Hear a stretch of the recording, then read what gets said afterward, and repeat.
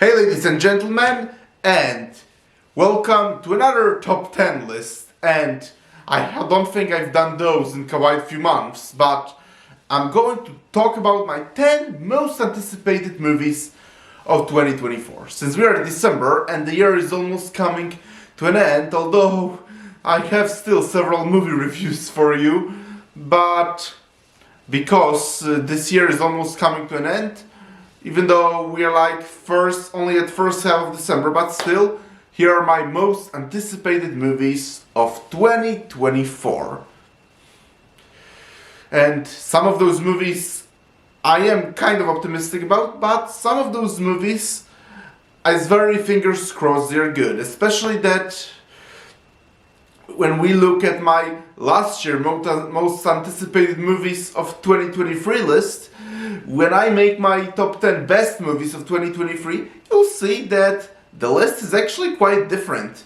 Because, yeah, there are plenty of movies that really surprise me and plenty of movies I'm really anticipating that end up being not so good. So, this is my current list of most anticipated movies of 2024. And as I said, this list is subject to change, especially that some movies might get announced over the course of the year, but let's now talk about the current most anticipated movies of 2024. Coming in number 10 is The Fall Guy. I actually have done a trailer reaction to that movie, and the movie seemed really kick-ass, and with lots of cool action and all, and the premise sounds pretty interesting, pretty much an excuse for a full action story. But who cares? Sometimes an action movie full of cool action is really all you need. And plus, I recently found out from my friend that was actually a show from the 80s.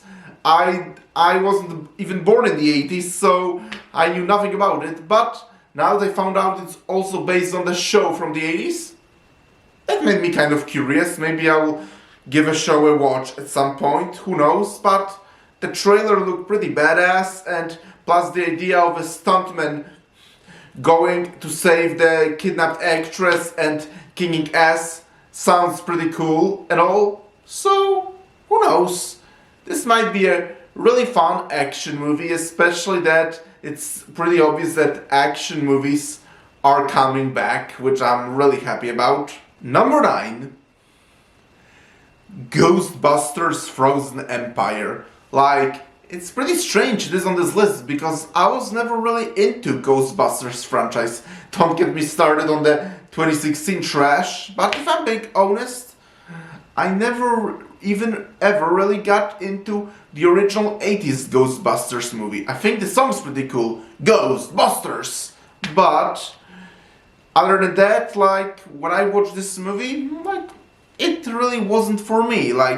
I know it's a beloved classic and almost every movie buff loves that movie, but for some reason it just never really was for me. But then I watched Afterlife in 2021 and I thought it was really good movie. I really enjoyed Afterlife. I like the new characters and all, and even though, as I said, I never got into the original 80s movie, still seeing the old characters return and actually be given respect was really welcome. And overall, I like the story of the movie and all. So yeah, I really liked this Afterlife. And Frozen Empire will be a sequel to Afterlife. So I'm actually pretty looking forward to it, especially that I also like that this time there'll be a theme of freezing, and I kind of like freezing, and also the new ghost seemed pretty cool and all. So yeah, I am really looking forward to Ghostbusters Frozen Empire, because I really like those characters too, and I'm really looking forward to see what happens to them next. Also to see some really new cool ghosts. So Ghostbusters Frozen Empire at number 9. Number 8. The Witcher Sirens of the Deep. I'm a huge fan of the Witcher video games. They're still probably my favorite video games ever. All three. I love all three Witcher video games. as I said, probably my favorite video games of all time, at least my favorite video game trilogy. I actually never read the books. I probably should try reading them at some point. They're somewhere here on my shelf, actually. Oh, yep, I do have Witcher books in the original Polish, at least 2 of them. I don't have any more, but I do have 2 Witcher books in the original Polish. I should probably give them a read at some point, but even though I have to say I really hate the Netflix show, the first season started promising, then the first episode of season 2 was awesome, and then the rest of season 2 really went downhill and was pretty bad, and I didn't even get the first 10 minutes of season 3. That's how terrible Netflix adaptation is. But the animated movie, Nightmare of the Wolf, that was actually a pretty good movie, and it was obvious to me that the creator of this animated movie had far more love for The Witcher than the creators of the show. And Sirens of the Deep seems like pretty similar to Nightmare of the Wolf with really cool animation and all. So I'm actually pretty hopeful for that, but this is very much in the camp of fingers crossed it's good. I don't actually have any evidence or guarantee this will actually be good, and with last 2 seasons of The Witcher being so terrible, wouldn't be surprised if unfortunately this ends up underwhelming at best. Number 7, The Beekeeper, and this is in a similar camp as The Fall Guy. It seems like it's going to be a really fun, kick-ass action movie. I haven't actually done a trailer reaction to that one because I've seen the trailer like much later than when it actually came out, but I thought the trailer looked really awesome and kick-ass and lots of fun. So I'm really looking forward to The Beekeeper, especially that the action scenes look really cool and the main hero seems to be a cool badass. And I thought the action was all well choreographed and the story actually sounds pretty interesting. So I am actually looking forward to The Beekeeper. And the fact that the main villain will be played by Jeremy Irons actually gets my excitement even higher than that. So yeah, The Beekeeper looks like it's going to be a wicked fun action movie with a really cool villain played by an amazing actor and a really badass action hero. So I'm very much in for the Beekeeper. Number 6, Paddington in Peru. Yeah, I really loved first 2 Paddington movies. I've been actually talking about them quite a lot in my very recent Wonka review. So I'm going to talk about a little bit of them again. Those are some really awesome family movies, like family feel-good movies, some of my favorites actually. And it's really hard to describe what's so good about them. It just, they have this charm to them and so much heart. It's hard to even describe what you love about them so much, at least for me. Yep, you just love them. That's pretty much it. And this movie, the fact that it's Paddington in Peru, and Paddington actually originated in Peru, I mean the character, not the actual story, but Paddington is actually originally from Peru, so him and his family going to Peru maybe to visit his bear family or whatever, seems like it's a really good idea, and I'm really looking forward to see Paddington's adventures with his family in Peru. But the reason it's number 6 and not higher is actually that they changed the director. Yeah, which makes me really sad, because the director of the first 2 movies, and Wonka, which I reviewed only not very long ago, he did such a fabulous job on Paddington movies, and I'm just really hoping this new director at least comes close, because that's the only reason this movie isn't higher, because I'm just sad that the director of the first 2 movies isn't coming back. But other than that, I'm really looking forward to see Paddington's adventures with his human family in Peru. Number 5, and that's very much in the camp of fingers crossed. There is actually no guarantee this is any good. So this is very much a camp of fingers crossed it's good. And that's The Lord of the Rings War of the Rohirrim. Well, no doubt it will be much better than the dreaded The Rings of Power, but at the same time, that doesn't say much. In fact, my friend, European Lore, he's very much not looking forward to it, and he says that he cannot just see Tolkien stories being adapted into Japanese anime, and I can honestly see where he's coming from. But I've heard some news that apparently the creator of that doesn't like The Rings of Power, which could very much be just to try to win people over, but whatever. But I am kind of optimistic and pessimistic at the same time about it, because especially that the art style of that has been released actually looks really awesome, and it seems to be very much capturing the magic of the Peter Jackson movie. So mostly the art that has been released is the very thing that actually makes me hopeful about it, because that art looks admittedly pretty awesome and beautiful. Plus, I'm glad Miranda Otto is coming back as Eowyn. She will actually be narrating the story, and also this doesn't seem like a story that's going to be particularly diving deep into the Middle-earth lore. It's going to actually be set in the Peter Jackson universe movies, and it will just be like about some particular event in the history of Rohan. So that makes me also interested. Sometimes a small-scale, self-contained story within the universe is really for the best, and this seems like it will be it. So, the War of the Rohirrim, I am not surprised some people are not looking forward to it. Who could blame anyone after the travesty of the Rings of Power? But I am cautiously optimistic about it, because as I said, the art looks admittedly pretty beautiful and gorgeous, and also the story actually does sound kind of promising, plus it's made actually by the Japanese, so it will be interesting to see how much love and passion these guys actually have for Tolkien's work. So let's hope the War of the Rohirrim is good.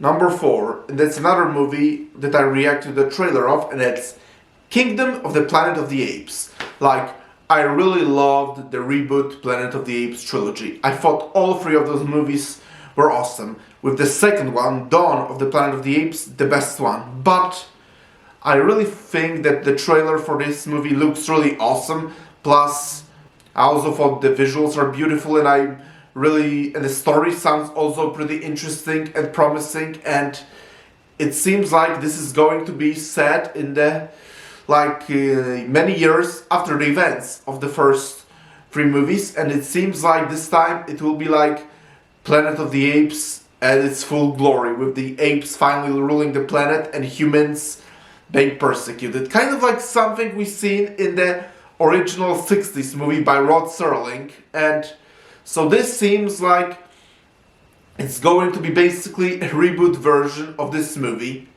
I mean, both a sequel to the reboot trilogy and an actual reboot to the old 60s movie. And the CGI actually looked pretty good, so that's another thing I'm really looking forward to actually see apes ruling and actually looking at like apes rather than humans dressed as apes. And as I said, this is one of those instances where CGI, I have to say, looks really, really good. So I'm very optimistic about Kingdom of the Planet of the Apes. Somehow I can't see this movie being ruined, unless I guess they insert some political agenda or something into it, which I can't really see happening in a movie about apes. Number 3, and maybe I'm cheating a little bit because in the United States this movie actually already is out, but here in Europe it's actually being released on like 31st January, and I reacted to the trailer as well, and that's The Inventor, this animated movie about Leonardo da Vinci.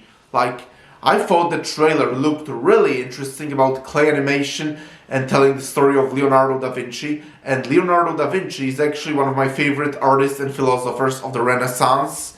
So I'm really looking forward to see this very creative and unique biographical movie about Leonardo da Vinci, especially that I love how this movie actually clearly wants to explore his art style and his imagination, and this all seems like really, really interesting. And as I said, I also like the stop motion animation for that too, and I like how it's also going to explore his relationship with the Roman Catholic Church. Yep, the Inventor looks very promising. Like, I was really disappointed when I reacted to the trailer that it wasn't going to come here in Europe until January 2024, but well, now it's getting closer, so I'm glad I'll finally be able to see this movie and review for you guys. Number 2, Nosferatu, and I'm so much looking forward to this movie, especially that it's directed by Robert Eggers, who so far has not disappointed me at all. Like, The Northman is still one of my very favorite movies of this decade. Like, when I reviewed it, I was saying how magnificent this movie was, and I still stand by that. I still very much adore The Northman, but in general, Robert Eggers has never disappointed me with any of his movies. I thought both of his horror movies, The Witch and The Lighthouse, are really some really good horror movies. Like, this guy, when he's doing horror, he truly cares about making an actual good, scary horror movie, rather than just cheesy like most horror movie nowadays. He possibly is actually the best modern horror director, currently at least. And also, I really love the old Nosferatu movie, the old black and white movie without any dialogue from back in the 20s.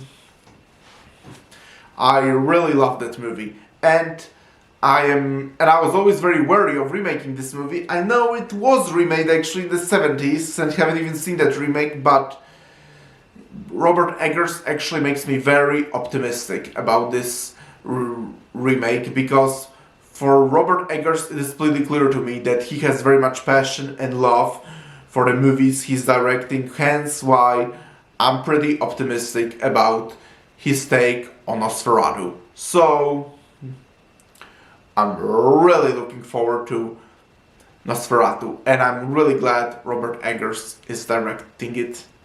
And my number 1 is Dune Part 2. Like, this movie was like one of my most anticipated movies of 2023, but because of the writer's strike, it has been delayed till 2024, so it's now on this list.